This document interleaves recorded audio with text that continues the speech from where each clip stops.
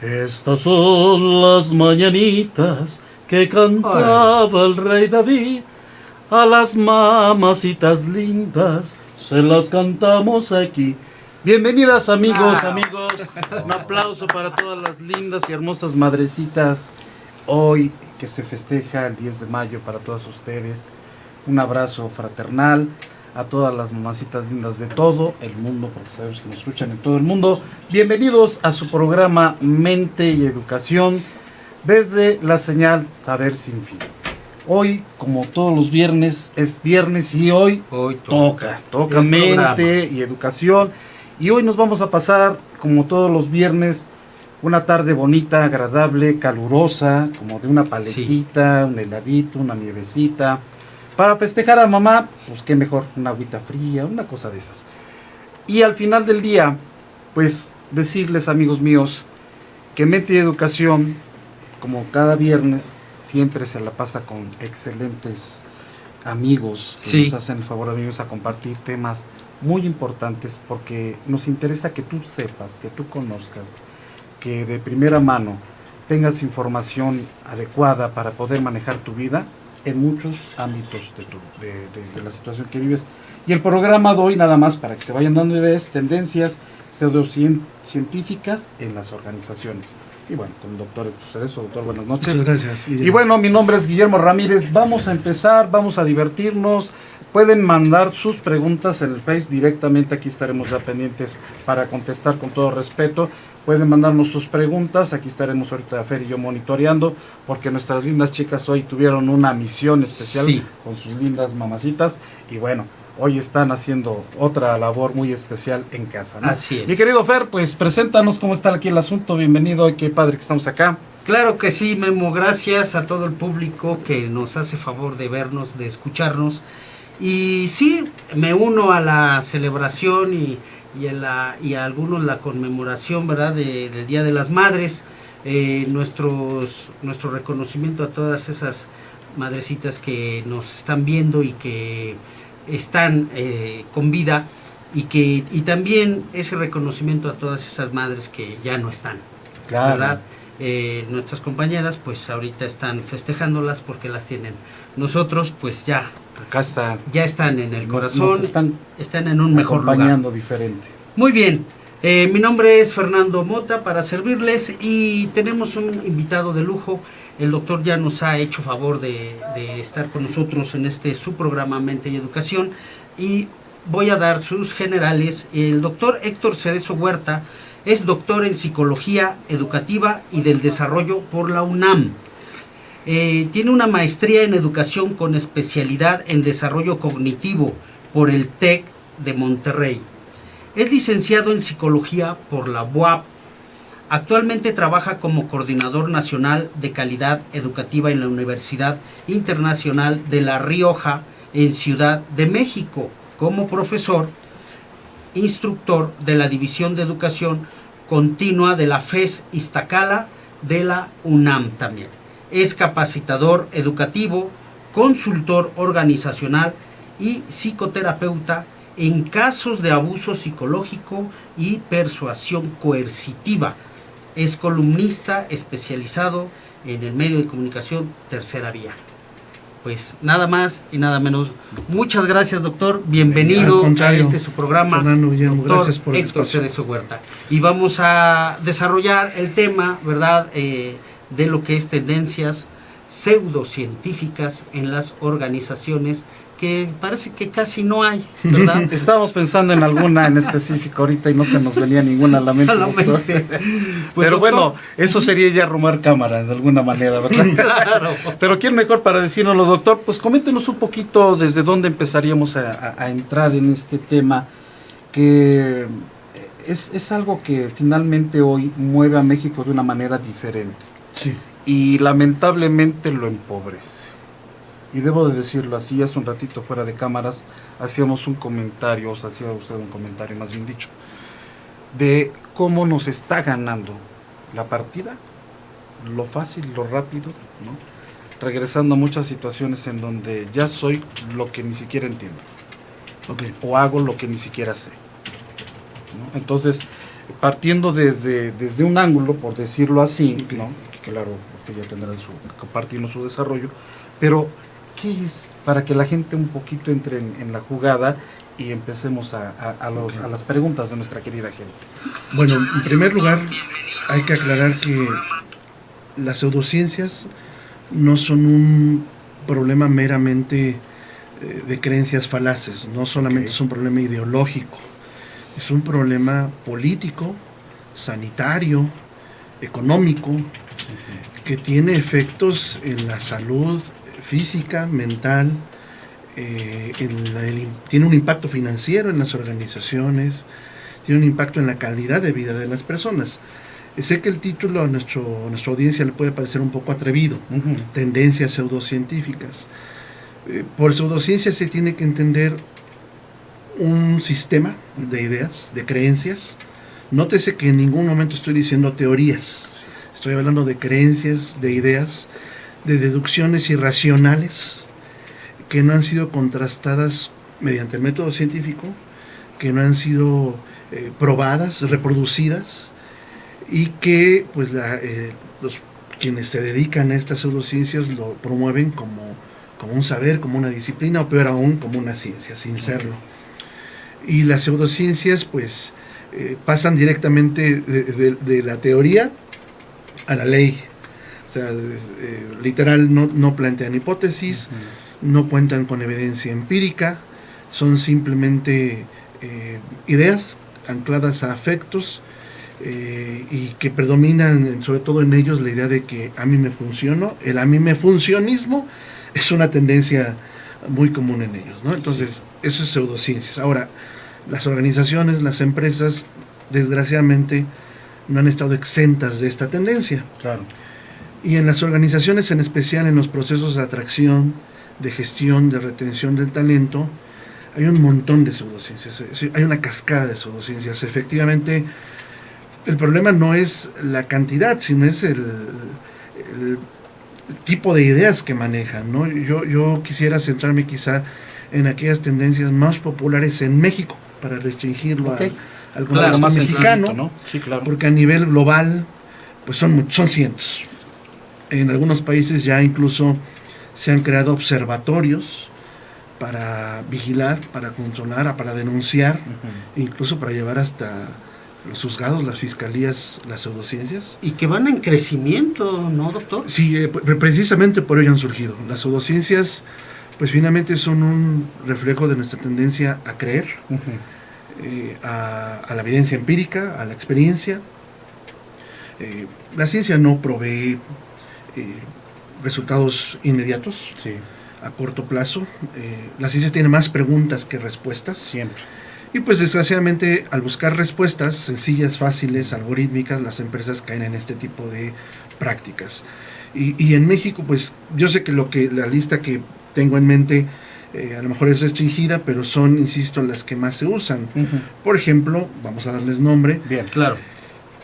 El eneagrama, la psicología facial, lector del rostro, o llamada también morfopsicología, los mapeos oculares propuestos por la programación neurolingüística, la llamada PNL, quizá la reina de las neurobobadas, por decirlo de alguna manera, la inteligencia emocional, el coaching, la psicología positiva, que nadie ve lo negativo de la psicología positiva,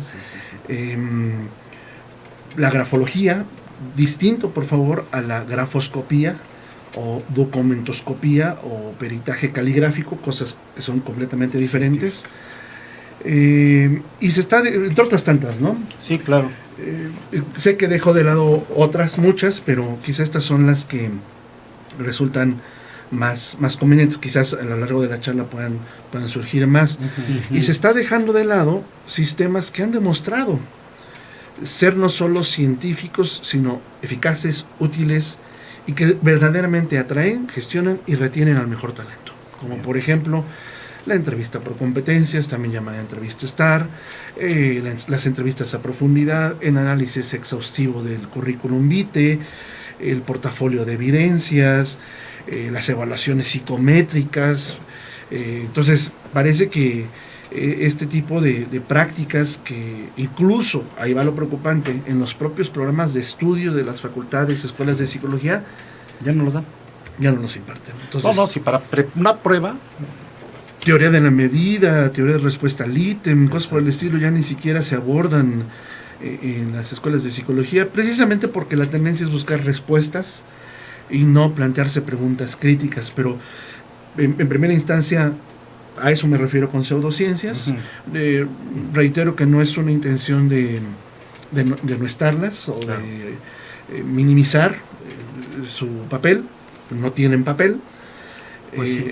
Y por otro lado creo que esas serían las tendencias más importantes y sobre todo contextualizar que estas tendencias pseudocientíficas no responden a los marcos legales actuales en México, en particular a dos.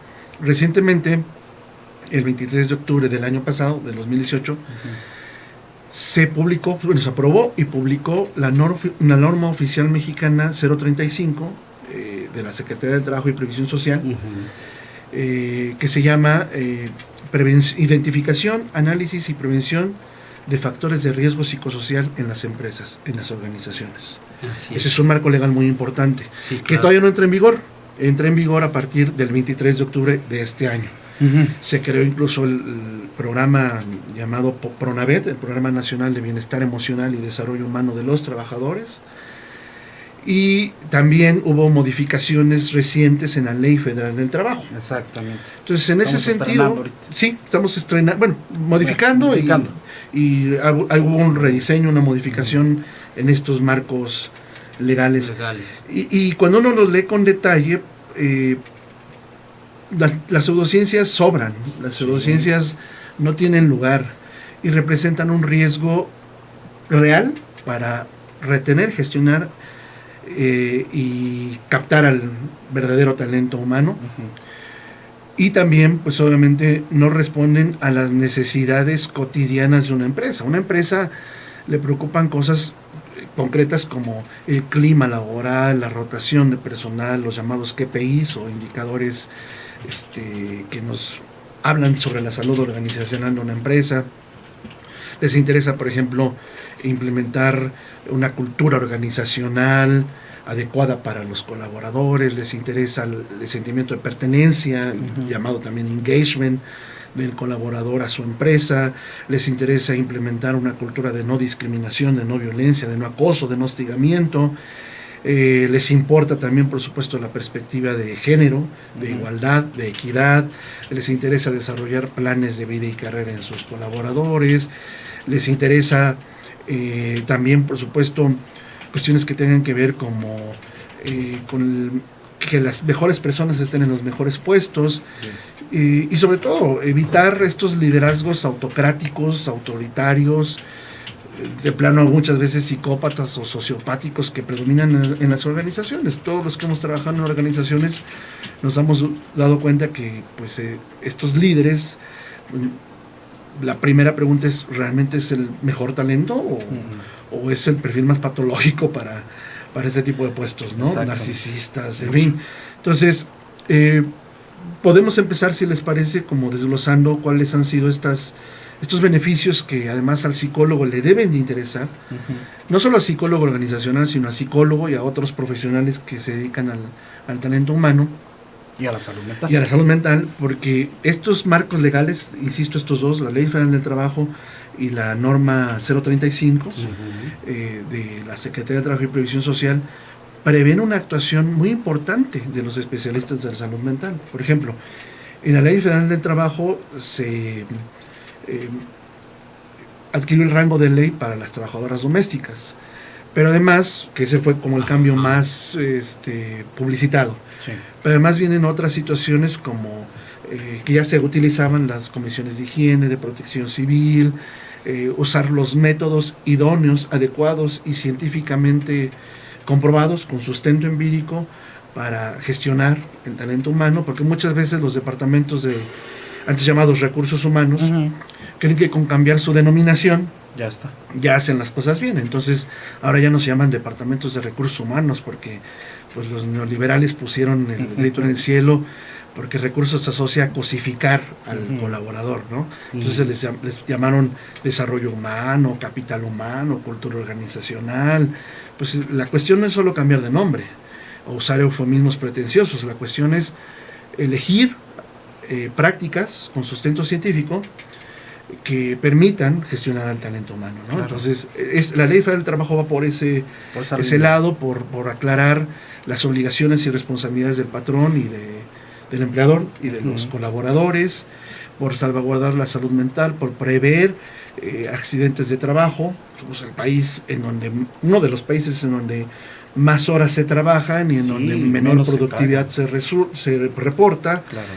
En otros países se habla del fenómeno karoshi, por ejemplo en Japón, o del burnout, y esa es la Ley Federal del Trabajo, y la norma 035 prevé que no se presenten trastornos derivados del estrés, trastornos de ansiedad, y sobre todo ahí hay algo muy interesante.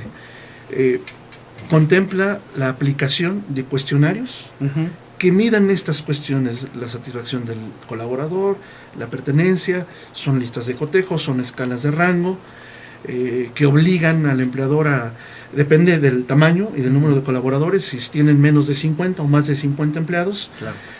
No solamente tienen que garantizar la ergonomía, la comodidad, la salud organizacional, sino además evaluar el contexto organizacional, y si hay problemas de este tipo, canalizar al colaborador con un experto, ya sea claro.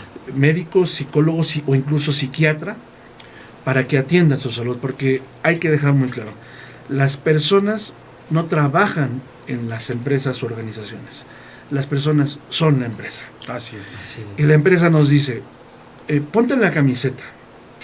Bueno, me pongo la camiseta si tú tienes o me ofertas un sueldo digno, de manera tal que me alcance para comprar una camiseta. Sí. Yo tengo un sentimiento de afiliación o pertenencia si hay un departamento de desarrollo humano que sea justo en cuanto a las obligaciones del empleador y mis derechos y responsabilidades como colaborador.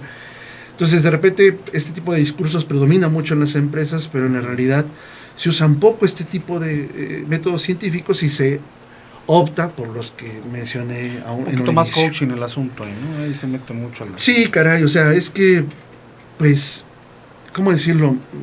Todos estos, enneagrama, coaching, inteligencia emocional, psicología positiva, psicología del rostro, el mapeo ocular de la PNL, bioneuroemoción o biodescodificación, que no es tan usado a nivel organizacional. Claro. Comparten un denominador común, aunque de repente los mezclen, porque algo que los caracteriza estas prácticas es que son Frankenstein, o sea, sí, teórico-metodológicos, ¿no? Dicen no tener relación con la psicología, pero roban y usan nuestros métodos, nuestras técnicas, nuestras teorías. Entonces, ¿cuál es ese denominador común? Son dispositivos tecnocráticos, neoliberales, para el control y no el crecimiento de empleados obreros calificados. Y la idea es ponerlos en un modo más emocional y menos racional. Sí. Y pues cumplen un papel, o sea, cumplen un papel político. Hace poco dialogaba con un especialista en software, en el diseño de software para este tipo de software psicométrico, de una empresa en la Ciudad de México. Y me decía, si el empleado en nuestras pruebas, en nuestros test psicométricos sale muy alto en cuanto a competencias, no lo contratamos porque le va a pedir más a la empresa. Y si sale muy bajo, tampoco lo contratamos porque no es acorde al puesto.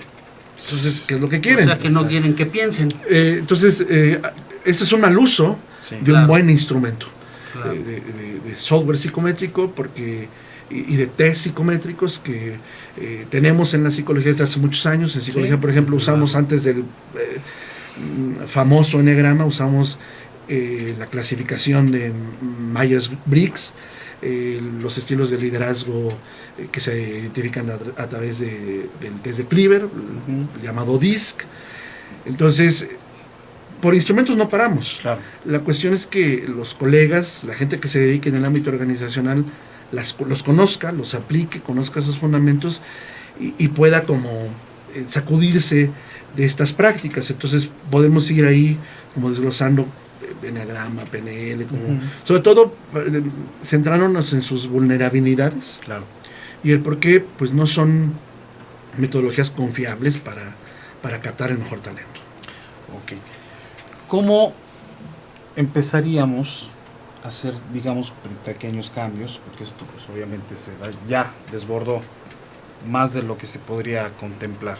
¿Cómo se podrían empezar desde la misma capacitación del psicólogo Sí, que se dedica, que muchas veces ni siquiera es el psicólogo, es el contador el que hace el trabajo, alguien que ni siquiera cumple los requisitos, sí, para empezar a trabajar este sistema y lo que decíamos ahorita, ¿no? Esa gente funcional, que no sea un robot, ¿verdad? Decía Tafer también, que no sea alguien que no piense, o sea, que es una cosa, o sea, deshumanizar al humano, sí.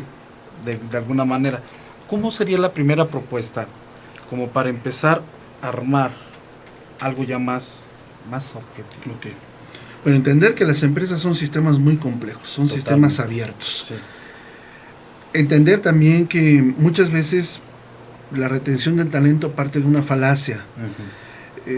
Los psicólogos organizacionales siguen suponiendo que hay que cruzar, triangular o contrastar las habilidades, competencias del colaborador o del candidato con los requerimientos del puesto. Entonces, entre más se parezcan o más similares sean las cualidades del candidato con los requerimientos del puesto, se dice que hay mayor matching, más cruce, ¿no? Estas terminologías que se han puesto en moda, los anglicismos, que sirven mucho. Y pues a veces no es tan cierto. Por ejemplo, muchas empresas le apuestan a la homogeneidad. Es decir, ustedes ingresan a una empresa y uno se queda con la impresión inmediata de que todos se parecen, todos piensan igual, todos hablan igual, todos tienen una forma muy peculiar de ver la vida, una cosmovisión. Bueno, eso es un error, tratando de contestarte. Hay que apostar a la pluralidad, a la heterogeneidad, a la diferencia. La presencia de miembros disruptivos, de miembros más analíticos, de miembros, ¿por qué no?, con habilidades de liderazgo, garantiza el crecimiento de la empresa. Hay por ahí un estudio de Vogel que plantea que entre más heterogénea una empresa, más productiva es, tiende a crecer más. Después, con gusto, si desean, les paso la referencia del artículo, claro que sí, para que la gente lo lea. Como la misma sociedad, ¿verdad? Sí, además, es que entre más heterogénea, más plural, Así es. más discusión, más polémica, más debate y más propuestas se van a derivar. Entonces muchas veces, corrijo, lo que se hace es elegir al candidato acorde a los valores, y ahí yo me quedaría pensando, ocultos de la empresa, y no necesariamente al mejor talento. Sí. Entonces hay toda una tendencia ahí también un poco oscura de a quién se recluta, se selecciona y se elige. No lo dicen, pero los reclutadores, además de que han apostado a tendencias deshumanizantes, pues también tienen un trabajo desbordado, ¿no? Cuando se publica una vacante, durante los primeros minutos llegan cientos de correos, por eso se ha adoptado esta idea del currículum vitae en una hoja. Entonces, bueno, en fin, esta cuestión de formatos, que lo entiendo, por esta cuestión del desborde, pero estamos sacrificando el crecimiento de la organización.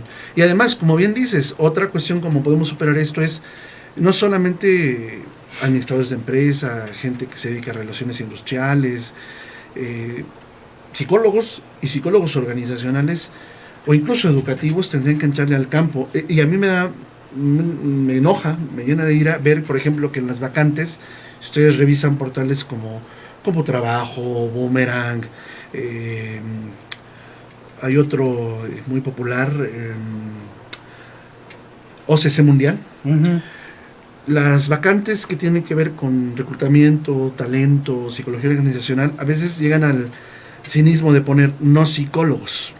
No psicólogos, sí administradores de empresas, sí licenciados en relaciones industriales, que a lo mejor tienen un conocimiento muy elemental, superficial de teoría de la medida, de entrevista a profundidad y que tienden a ser más operativos, más prácticos, porque les falta todo el bagaje disciplinar teórico para interpretar un perfil, para entender las competencias y para entender este tipo de cosas que son fundamentales para el crecimiento de la empresa. O sea, no es una batalla o un combate de gremialismo, de solo los psicólogos, no, para nada, es un combate a las pseudociencias y entender que adopten metodologías científicas, porque lo que está en juego es la gestión ética de personas y el crecimiento organizacional. Entonces, desgraciadamente estas prácticas las han adoptado empresas con renombre, ¿no? Procter & Gamble, Motorola, Disney, Google.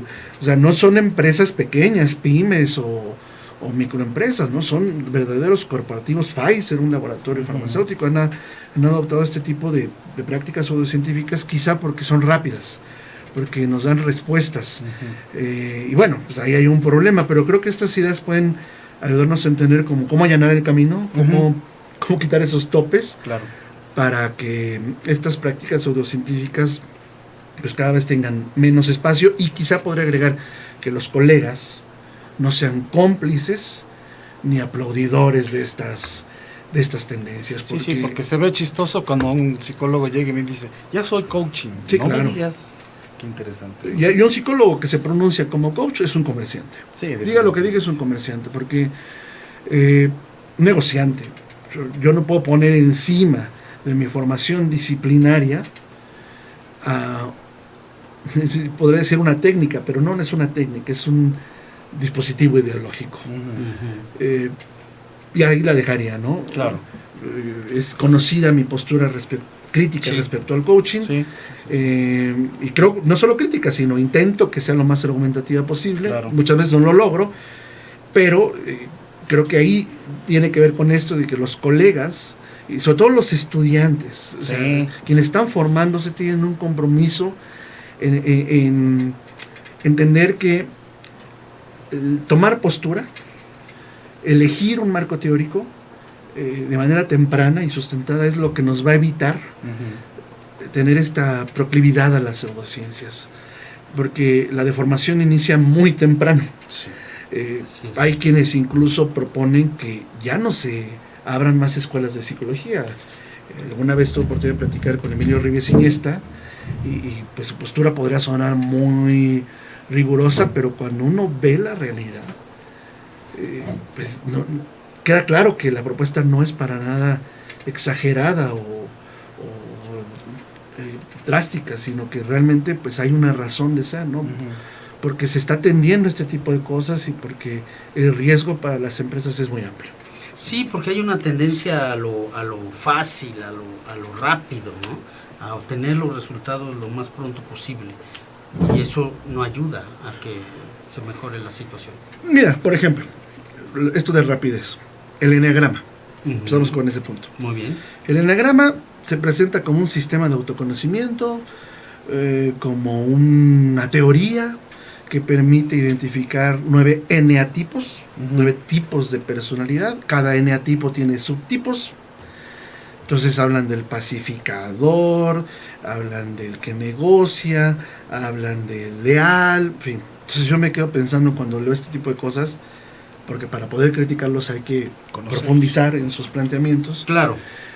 200 años de psicología diferencial reducidos a 9 tipos de personalidad, 9 eneatipos, ¿no? Entonces ahora hay quien habla de personalidades, colaboradores, líderes tóxicos. Cuando alguien dice eso, para mí alguien tóxico es que anda cargando amoníaco, cianuro, cadmio, o sea, ese tipo de lenguaje que ha promulgado y promovido este tipo de prácticas, ¿no? Entonces se dice en el eneagrama que cada eneatipo tiene fortalezas y debilidades, y que dependiendo de esos rasgos se pueden asociar a ciertos puestos, a ciertas áreas de oportunidad, y pues ahí tenemos psicólogos, sobre todo del área humanista, Claudio Naranjo, abonando a los eneatipos, ¿no? Entonces, hay incluso test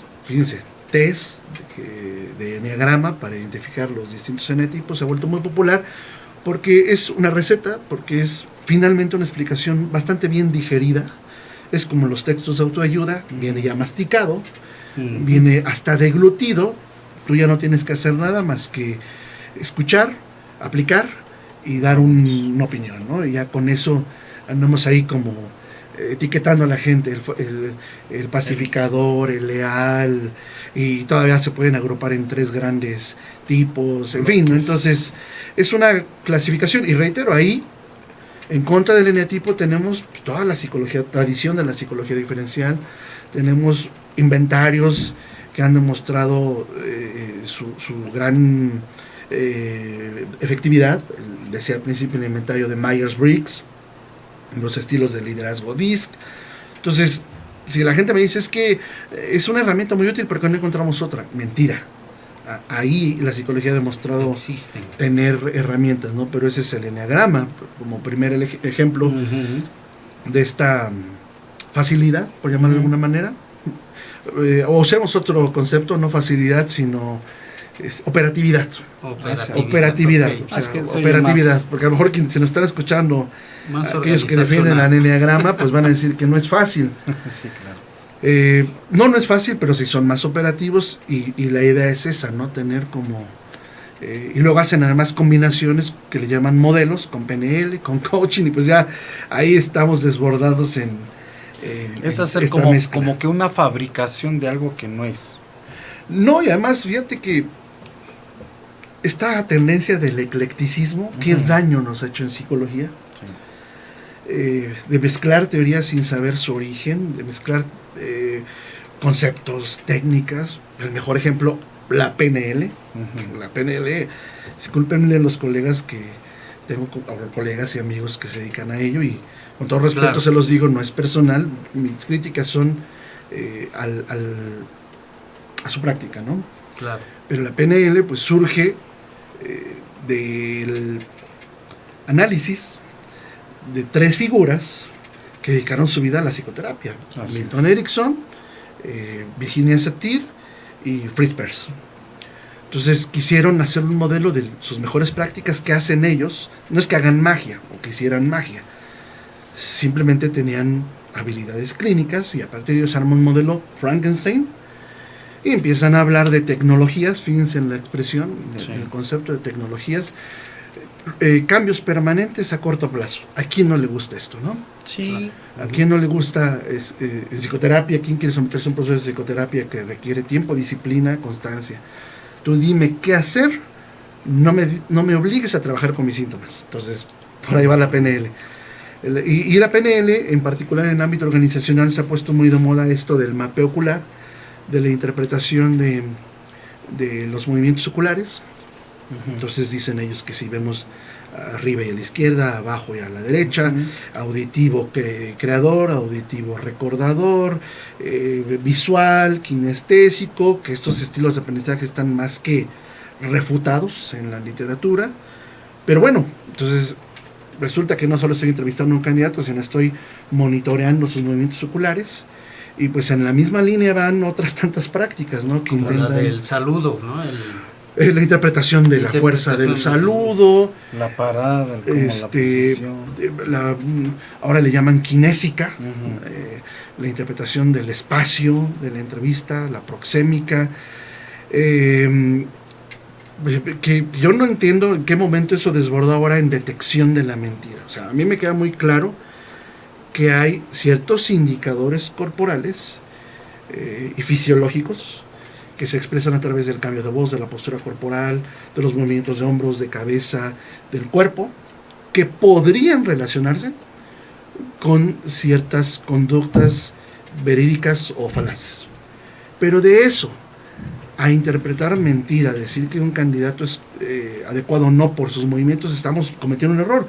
Mucho de esto proviene de Paul Ekman, de este estudioso de las emociones y el lenguaje corporal, pero se ha malinterpretado. Entonces ya son psicólogos que se dedican a hacer lie to me, ¿no? Entonces con una observación aguda identifican, está engañando, está siendo veraz.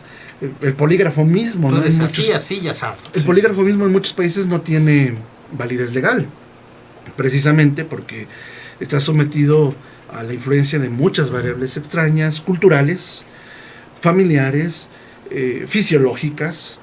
Si yo en este momento estoy hipoglicémico, pues difícilmente voy a moverme, va a tener Sí. dificultades mi tono de voz, voy a trastabillar más en el lenguaje expresivo. Entonces, Así es.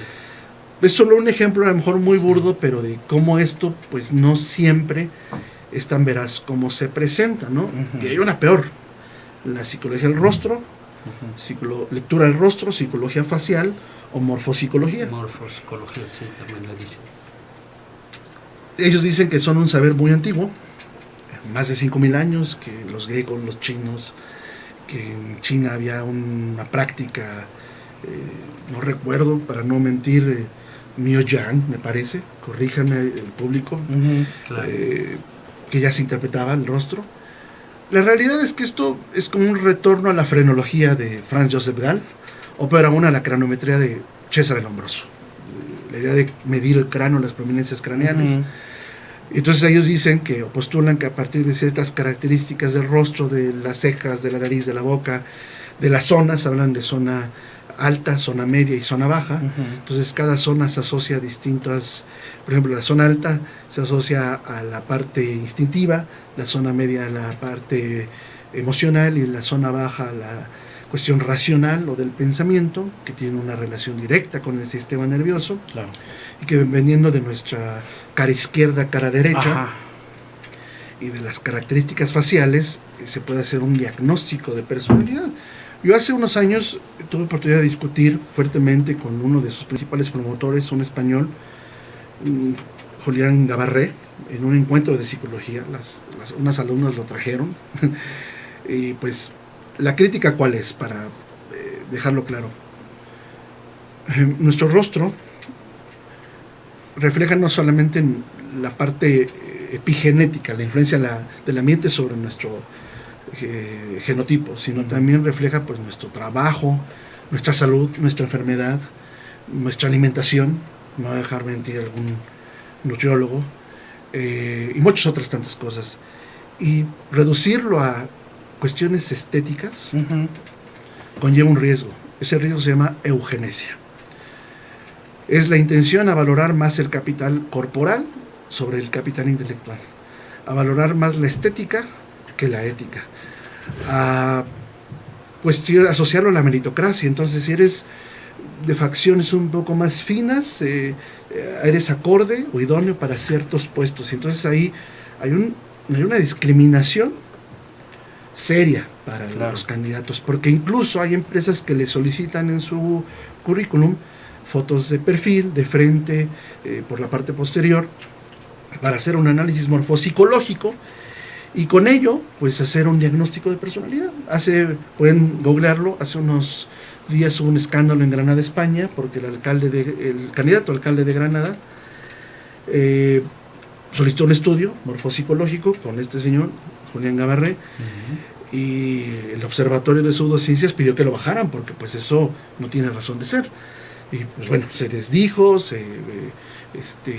lo bajó el estudio, pero para que nos demos idea de cómo hay que ejercer un combate frontal a este tipo de prácticas, porque sus implicaciones son estas que estoy mencionando, ¿no? Entonces va a resultar que al rato ser de tez morena, ser más cachetón, tener pómulos prominentes, se va a asociar a agresividad. Moreno. Entonces la meritocracia en su máximo esplendor, y el riesgo de que ahora no solo por cuestiones de edad, sino por cuestiones estéticas y hasta de clase social, no voy a acceder a una opción digna de trabajo por la tendencia irracional de un reclutador que no pudo formarse científicamente. Sí, como no lo pasaste, pues te quedas sin trabajo. Sí, Sí, no es te grave, contrato. es grave. A lo mejor suponen que estoy exagerando, pero en la práctica Sí, lo se que da. estoy diciendo es producto no solo de mi experiencia, porque la experiencia anecdótica no sirve de nada, Claro. pero es de observar a las prácticas de las empresas y es de preocuparse.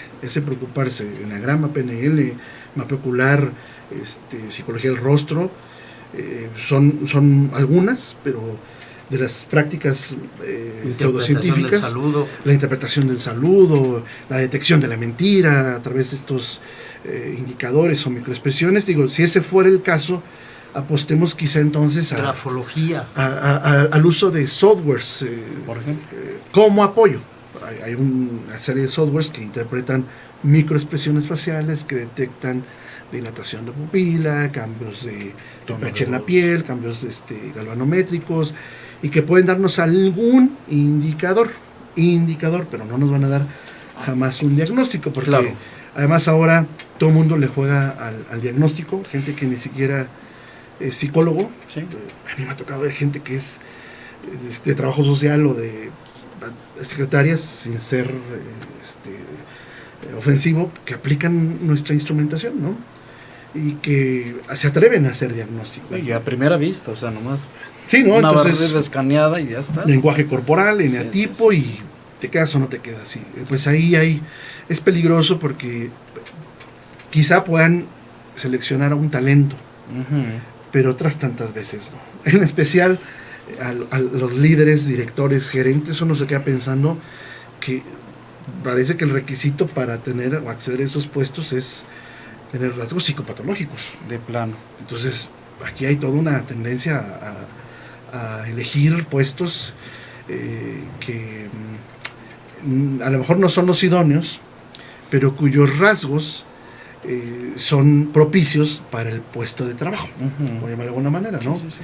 Entonces, alguien que se dedica a ser custodio de valores puede tener rasgos psicopatológicos, como ser obsesivo compulsivo, perspicaz, desconfiado, pero paradójicamente no sirven para el puesto que va a ejercer.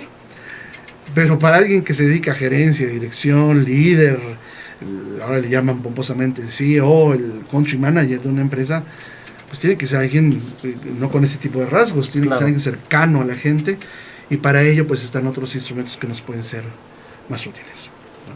Sí, que definitivamente esos instrumentos son científicos y que para poderlos llevar a cabo es alguien que primero los conozca y que los lleve a la práctica.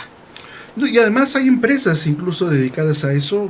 Yo recuerdo, antes se llamaba una PsychoWin, ahora me parece que se llama Pixon, perdón por el comercial, pero Sí, que adelante. Claro. es la que identifico. En este momento no me dan nada por hablar de ellos, pero que lo nos comento manden un saludo, porque aunque sea. recientemente platiqué con uno de sus representantes y pues tienen un sistema interesante, pero siempre ellos lo plantean, al menos él, como un apoyo de detección de competencias, de pruebas psicométricas, con suficiente validez y confiabilidad, que han sido sometidas y reproducidas en distintos países y culturas, que han utilizado teoría de la medida y teoría de respuesta al ítem para que sean convenientes para los candidatos. En fin, ¿no? Quizás los colegas recordarán el uso del MMPI y toda la información, no solo clínica, porque de repente cuando digo MMPI, la gente cree que solamente sirve para el ámbito clínico. No. Bueno, dará su error y falta de lectura en la actualización del MMPI, da rasgos que pueden servir para entender y prever el comportamiento organizacional. Recientemente incluso se ha usado test neuropsicológicos, psicométricos, que evalúan funciones ejecutivas. Las funciones ejecutivas son nuestra capacidad para planear, para ejecutar y para corregir y evaluar un comportamiento. Por ejemplo, cuando leemos, cuando hablamos, cuando hacemos una acción compleja, esa es una función ejecutiva. Claro. Leer, escribir, redactar, gestionar personal, hacer una operación manual, es una función ejecutiva. Bueno, hay test que nos permiten prever y pronosticar incluso si el candidato es tolerante a la frustración, cuáles son las vías que podemos usar para desarrollar ciertas competencias. Algunas empresas han tenido experiencia con el test de Iowa o el test de Wisconsin, son pruebas neuropsicológicas, pero que se han usado con una vertiente diferente para prever comportamientos, pero en el ámbito organizacional con excelentes resultados, ¿no? Entonces, ver si se frustra, ver cuáles son las estrategias que usa, si es consciente del error, si lo corrige, lo evalúa, si crea un nuevo plan, si de plano deja la tarea, cosas muy interesantes. El test, por ejemplo, de Iowa es un juego similar al solitario, quien no jugó solitario, Claro. en donde se programa que empiece a ganar y después se empieza a perder y se miden psicométricamente esas reacciones porque nos dan rasgos de nuestras funciones ejecutivas. Las funciones ejecutivas son en gran parte controladas por nuestros lóbulos frontales, en especial por la corteza prefrontal, la parte inteligente del cerebro, por llamarlo de alguna manera, que pues nos pueden dar datos de comportamiento ético, Sí. cosa que tanto les preocupa a las empresas, confiabilidad, en fin. Entonces déjenme decirles que por instrumentos existen, pero pues aquí es cuestión de renunciar a estas prácticas que pues no han sido ni útiles y además conllevan un peligro para todos nosotros. Y ha salido Sí. más caro, ¿no? Porque al final se ha demostrado, no es una cosa que se diga nada más al aire, sino se ha demostrado la no eficiencia en todos los ámbitos y sobre todo le pega a la empresa en la parte económica. Mucho se estila el de que pues ya vienen las utilidades, por ejemplo. No hay. ¿Por qué? Pues ¿cómo? Si estamos reparando lo que hicimos mal. Sale más caro reparar algo que hicimos mal desde el inicio que intentar sacar algo completo, ¿no? Sí. Entonces, todo eso tiene que ver con esta situación que hoy se presenta y que, bueno, de alguna manera ahorita la Ley Federal de Trabajo tiene una chamba brutal. La homologación Por internacional del salario, por ejemplo, que es algo que finalmente ya nos tocaba, Sí. ¿no? Las horas de trabajo, o sea, realmente se ha demostrado que la gente está ahí, pero no trabaja. Por supuesto. O sea, cuando se trata de trabajar, y lo hemos visto, hemos tenido la oportunidad, yo he estado en empresas, trabajando desde obrero, por ejemplo, he tenido esa situación, y uno dice, muy joven, cuando yo trabajaba de obrero, yo sabía que a la entrada, en lo que me veía el jefe, como negrito, Sí. al medio turno, como huevoncito, y a la salida como medio negrito, para completar nomás el rasgo. Sí. Porque también en el sistema mismo, la misma camaradería de compañeros, no le metas más porque nos friegas a todos. Sí. Entonces, es un conjunto de todo esto. Si todo empezó como una mentira, lo que se está haciendo en realidad sigue siendo una mentira. Es que lamentablemente las empresas no le apuestan al desarrollo organizacional, Gracias. que implicaría actuar en muchos niveles, Sí, no solamente a nivel salarial. claro está. Y se ha puesto de moda una idea que también es extravagante, el salario emocional. Ah, sí. Dicen que el empleado recibe un salario económico, pero además el salario emocional es lo que lo retiene. El salario económico es el que lo convoca, el salario emocional es el que lo retiene. Bueno, el salario emocional es una obligación de las empresas. Claro. O sea, tener una seguridad laboral, condiciones de higiene aceptables, ergonomía adecuada en los espacios de trabajo, Sí. cuestiones como evitar el presentismo laboral, esto que dices. Sí. Las empresas siguen pensando que estar 8 horas en un espacio garantiza productividad. No hay mayor mentira. Ahí están los estudios comparativos en distintos países europeos, latinoamericanos. Si mal no recuerdo, el dato es 2.250 horas Sí. en México que se trabajan anualmente. Sí. Y la productividad se va para abajo, ¿no? Bueno, compárenlo con otros países, incluyendo los que se supone que son más trabajadores y productivos. Ahí está el ejemplo. Y no apuestan al desarrollo organizacional y le apuestan a intervenciones sintomáticas. O sea, quieren aspirina para un cáncer, Sí. curita, una bandita para una hemorragia arterial. Y ahí entra la psicología positiva, coaching y todas estas. Liderazgo, alineación de equipos de trabajo. Yo creo que, desde mi humilde punto de vista, no es la idea. Por ejemplo, no es la idea hablar de ciencias de la felicidad. Ahí tenemos el ejemplo en Argentina con Macri. Y aquí en México tampoco cantamos más las rancheras con los recortes a ciencia y tecnología. Ah, sí. Cuando no se le apuesta a los saberes científicos y tecnológicos, al desarrollo organizacional, todo el mundo sufre.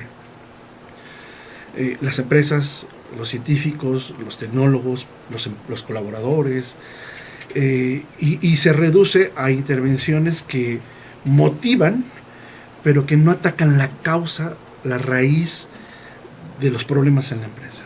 O sea, nadie duda que un programa de coaching pues haga sentir bien a la gente. Además tengo cientos de ejemplos en Puebla, en la Ciudad de México, de programas de este tipo que resultaron ser un fiasco y que los consejos directivos de administración, dueños, se dieron cuenta que literal la habían regado, ¿no? Y que habían gastado una fortuna, porque además No es barato. saben cobrar, y ese es un problema también del psicólogo, que no sabe cobrar, o de que cree que sus servicios no deben ser Tan caro. tan caros o competitivos, y en ese sentido yo les digo a los colegas, a lo mejor suena como frase motivacional, pero lo digo en el mejor de los ánimos a los psicólogos preparados, competentes. No buscamos trabajo, ofertamos talento. Claro está. Entonces, si las empresas lo desean, kantianamente hablando, nosotros estamos a su disposición, ¿no? Que nos Claro. traten como fines y no como medios, que no nos crucifiquen y pues ahí estaremos, ¿no? Pero sí, entonces hay una serie de cosas en las empresas que pues no se acaban, no todas son iguales, pero Claro, que no claro. acaban de comprender para implementar este tipo de prácticas, ¿no? Pero sobre todo es esto de que los resultados que ofertan estas intervenciones son visibles, pero por cierto tiempo. Sí. O sea, Son express. sí, hay quienes hablan ya, fíjense, ya no se habla ni siquiera de líderes, ¿no? Se habla de gestores de felicidad, válgame Dios. Entonces, se habla de este tipo de cuestiones donde ya no es el gerente, el líder, el director, el coordinador de equipo, ya es el gestor de felicidad. Bueno, la felicidad no es un concepto, un constructo por el cual se pueda mantener una filosofía de vida. Claro. Y menos no se puede hablar de felicidad, menos aún en condiciones de exclusión social. O sea, por eso es que estas intervenciones son tan útiles, porque transfieren la responsabilidad al colaborador, individualizan Así es. los problemas organizacionales. Es tu culpa, es tu actitud, no somos nosotros, ¿eh? No, la empresa no tiene bronca, eres tú. Por eso es que han resultado tan populares. Claro Un está. comentario. Sí, de por supuesto. Pues Mario vamos a... Flores, Ajá. no buscamos trabajo, ofertamos talento. Oye. Saludos, Mira. Mario.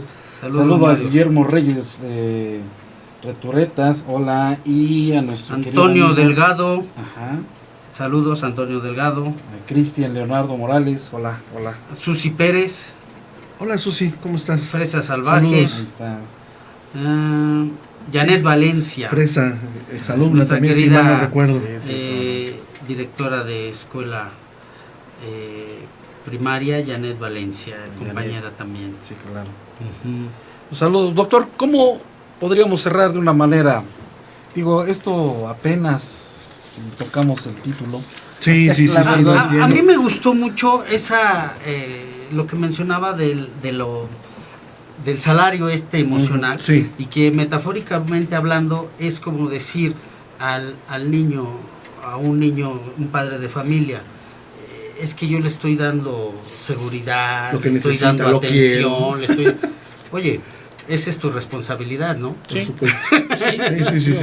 Sí, me No gustó te la mucho brinques. exactamente. No es brinques que- tu obligación. Condiciones materiales Sí. para desempeñar un trabajo de calidad, seguridad, física, infraestructura, higiene, ergonomía, espacios de estacionamiento, un lugar donde comer dignamente, seguridad alrededor de las instalaciones de trabajo. Sí. Si las empresas nos las presentan como una dádiva, salario emocional es una manera de legitimar pues el maltrato, ¿no? El abuso al colaborador. No, el salario emocional, término promovido por los coaches, es una obligación, pero reitero, hay que ver detrás de esto que hay. Claro. Sí, Individualizar los problemas de la empresa. O sea, nadie duda que hay empleados conflictivos, incompetentes, que no tienen las habilidades, me queda muy claro. Pero también hay empresas que no cumplen sus obligaciones, Sí. que no son capaces de realmente preocuparse por el desarrollo organizacional, por formar una empresa, una organización adecuada, competente, sana. Entonces, no todo es el colaborador o el empleado, ¿no? O sea, hay que saber distinguir y ser justo cuando estas partes interaccionen y cuándo no. Claro está.